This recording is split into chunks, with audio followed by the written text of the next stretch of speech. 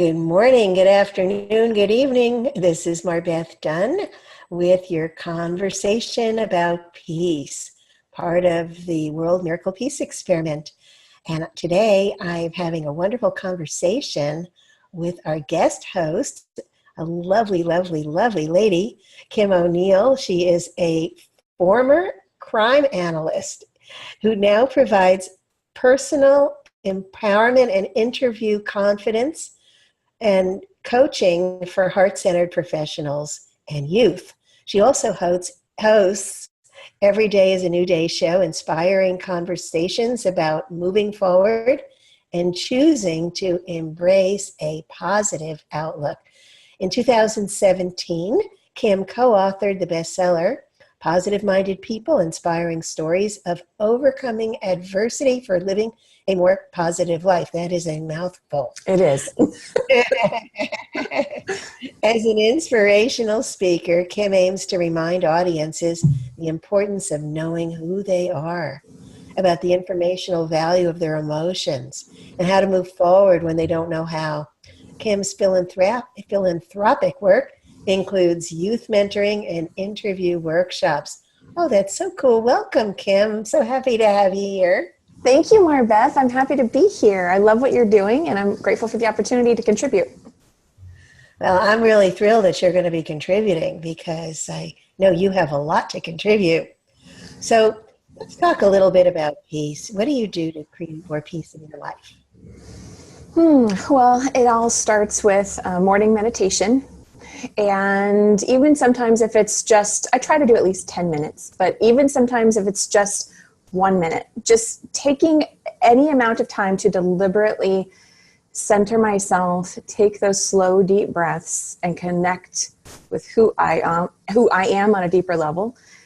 That's the basis of it all for me. And then taking a step further, grounding my energy so that I feel supported, that I can move through my day confidently, powerfully, and feeling centered in my physical body.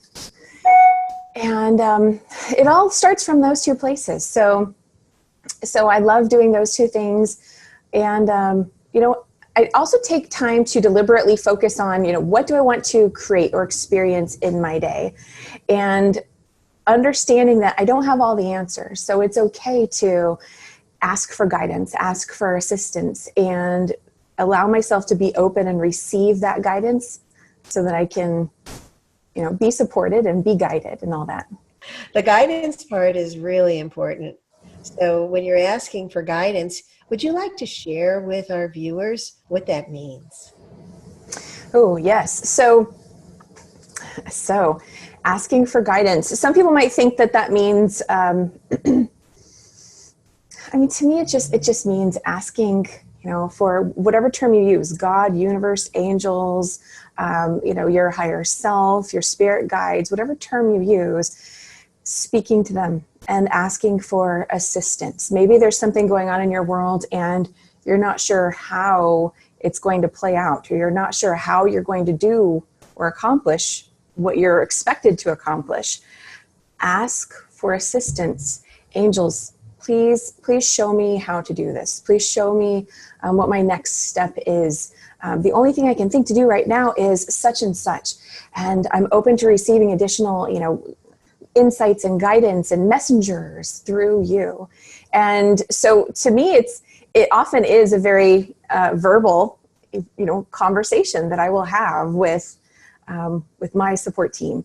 But other times when maybe you're in a public space and that wouldn't be quite so convenient, just connecting internally and asking for assistance. I used to think, and I share this because I think others may as well. So I used to think that, well, I am asking for help, and don't they just know that I need help because they see everything, right? Right? They see everything. They know what's going on in my life. And so I used to think that, okay, well, I'm just waiting. And one day it hit me, take it a step further and literally ask. And so literally asking, okay, angels, this is what I'm, experiencing right now. I'm open to receiving your guidance. Please help me in this moment. And then boom, a new insight came through, or a phone call happened. Something else happened after that. And I knew, oh my goodness, that was the answer to what I had literally asked for. It's not enough to just be sitting there thinking, well, yeah, I could use some help. I could use some help. Like take it a step further and actually ask for it. So absolutely. Yeah. It's so important. At sometimes I walk into a room, and I don't know if you've had this happen, but it's happening a little more frequently now that I'm getting a little older. I walk into a room and it's like, okay, what did I come in here for? Now I just say, what did I come in here for? And immediately my gaze falls exactly on what I was looking for. Or if I've lost something, I just say, well, where is it? And immediately I see where it is. So we can use this asking, for so many different things. It's not just for guidance, but in just so many different ways. You got friends traveling with you that are there for you, and you just have to ask them, what do I need to do next?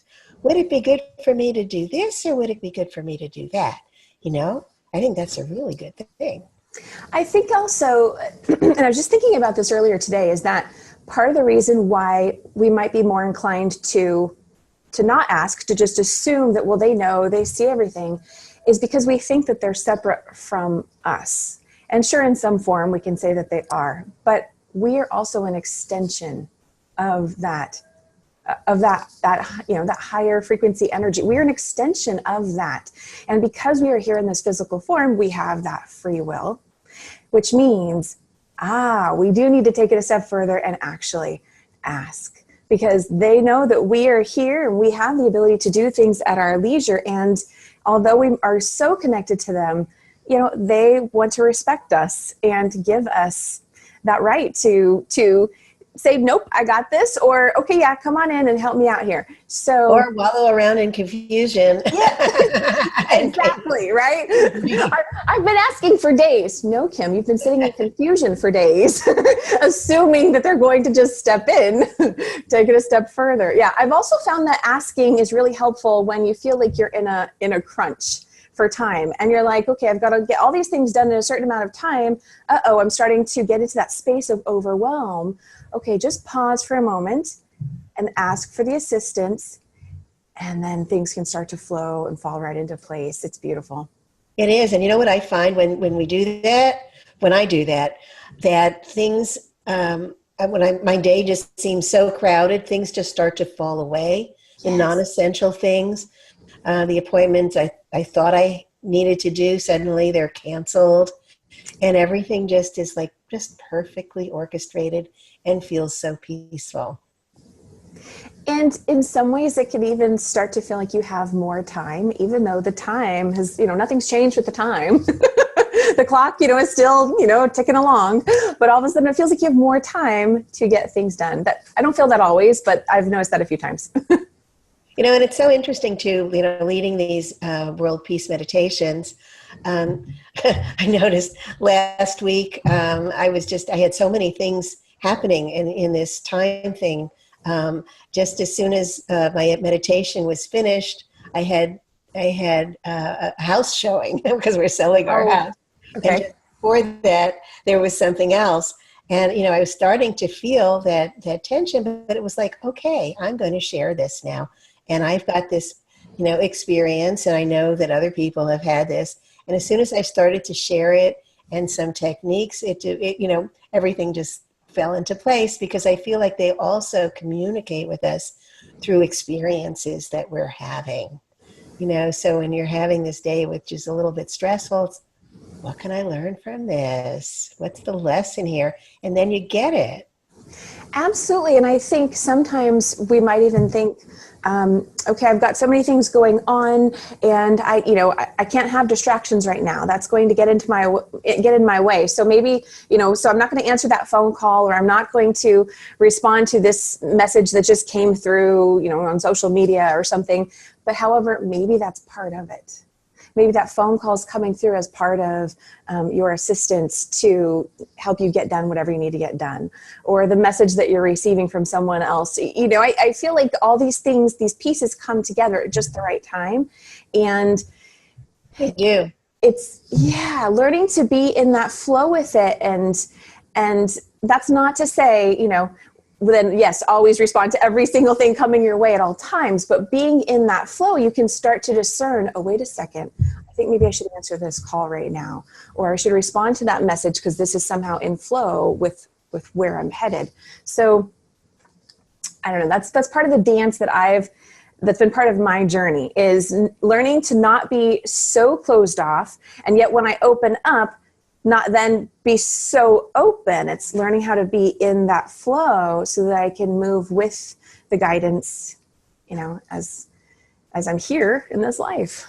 You know what I've noticed too? Sometimes the intuitive hits that I get they just seem so off the wall. And then when they do, I know it's right. You know, when I have to do it. Yeah. Yeah. That journey of learning to trust those two is such an experience, because I think I can remember years ago when things were happening in my life and I'm like, I didn't see that coming at all, you know, and so many people were like, what do you mean the signs were there? And I'm like, I didn't see any signs. And yeah, and then starting to learn over time, like, oh, those were the signs, and starting to integrate that and assess with yourself, oh, that's what that feels like when I actually respond to that thing that I think that might be a sign. Let me trust that and take action on that. And oh, look what just happened. And so learning how to be familiar with how it feels in my body has been another part of the experience of learning how to hear my intuition so that I know when, you know, how to respond to it. Yeah, that's really important. You know, for a long time, I didn't know that when I was having certain like clenching in my gut, that was actually my body saying, you know, be careful in that particular situation. It's not a safe situation for you. My body was warning me. I didn't read the signs. So it's important to do that, you know, because we're complex beings. We're multidimensional, many layered beings. And there's so much information that we need to learn how to decipher, I believe, in order to choose to be peaceful. Okay, we come right back to peace. That was a beautiful segue. I love it. Never know where it's going. Yeah, exactly. But we can always choose to be peaceful. And I think that's something that is really important. Do you find that too? I do. I believe that learning to be deliberate and realizing that we have the ability to choose, you know, to choose to be in overwhelm and stress, or to say, okay, wait a second, I want to move back into peace. And one way to do that is to say, okay, what am I learning from this experience? And start to bridge that gap back over into peace, knowing that everything has the ability to serve us and to get us back to where it is we choose, you know, and decide to be. So if we decide to be in peace, okay, then making that decision and starting to walk in that direction, we will get there. And yeah, I think choice is huge. I think so too. You know, I think it's so fascinating that you were a crime analyst and you have totally segued into this totally different profession, you know, that uses peace, that's tuning into the heart. How did that transition happen? So it's interesting to me too. It started with, you know, I was working a job and I was being promoted and eventually promoted into being a crime analyst. And as I was working at the police department, I was already on the journey to, you know, moving into coaching and doing that kind of work. But little did I know that my journey was also going to start to take me down a more spiritual, metaphysical route. So I ended up, the next thing after I did a couple sort of coaching certifications. One was very head-based. The other one was very spiritual and heart-based. And then after that came Reiki and then a couple other modalities. And I started to notice, okay, wow, this doesn't quite logically fit in with, okay, and I also work at a police department. And it seems very opposite. But I also believe that, all of our experiences, they all serve us. And so it was fantastic for me to get to work there and work with the officers and the detectives and see how they operate and what they're dealing with.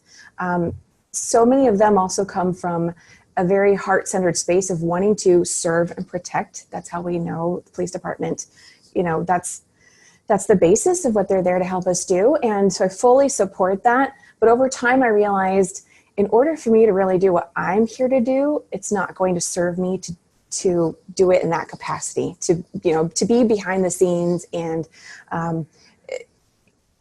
surrounded by law enforcement and all of that kind of stuff. It's fantastic that they are there to support us. However, what I'm here to do is more connect with people one-on-one in a more heart-centered space. And, so it's interesting. I had done a few things to try and connect with some of the officers and be able to support them sort of on the back end because they have a very stressful job. And I was in some ways was able to do that with some of them. But then where my heart was really pulling me was towards the juveniles, the youth that were getting arrested for crimes. And that part was very frustrating for me. So I had a few conversations and tried to see what I could do to work with the youth that we were arresting, but there was a conflict of interest there. So I wasn't able to do very much. And more over time, I just was feeling that pull of, okay, it's time. It's time for me to separate from here so that I can do more of what I am meant to do. And in many ways, it's similar work and supporting people is what they do, just doing it in a different fashion. So Sure. That's a little bit of my journey with that. So tell us a little bit about your work with the youth. Yeah. So let's see, about 8 years ago, or 9 years ago, there have been a few different things. I was in this space of, okay, I really want to help and give back and support people. And I know that I really would have benefited from a mentor when I was a kid.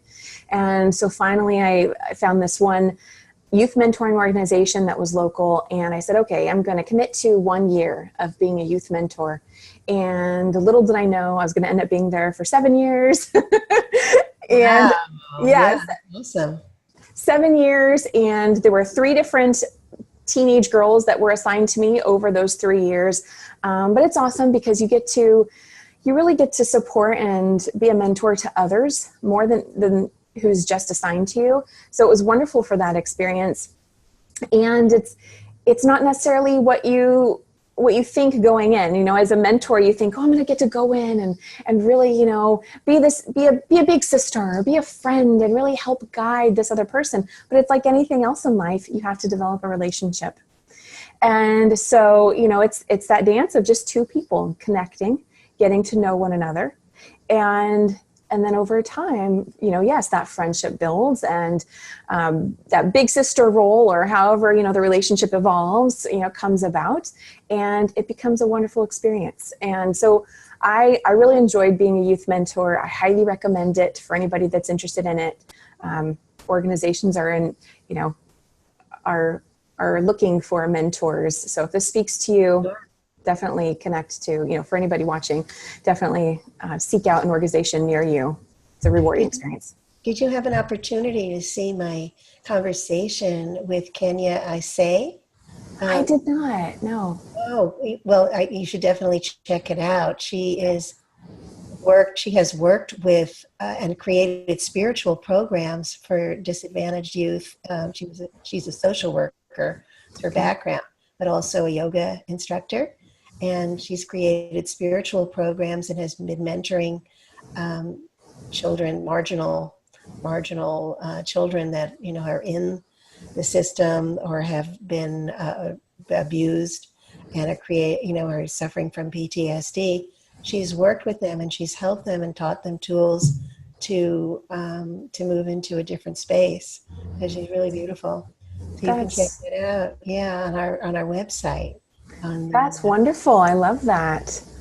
Yeah, the yeah. other thing I noticed is I'm not a parent, but I've heard parents talk about, that maybe they have 3 kids and they're all different. All 3 kids are different. Same with every mentee. Not every mentee is the same. So I had 2 mentees this past year, and both high school seniors. They're both going to college in the next month.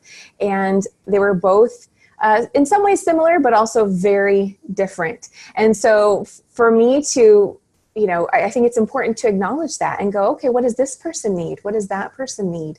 And be able to respond to that, knowing that it's going to be different for each person. So Yeah, that's beautiful.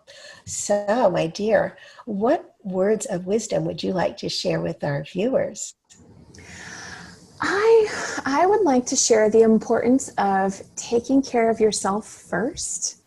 And I view that, a lot of what I talk about is about saying yes to yourself.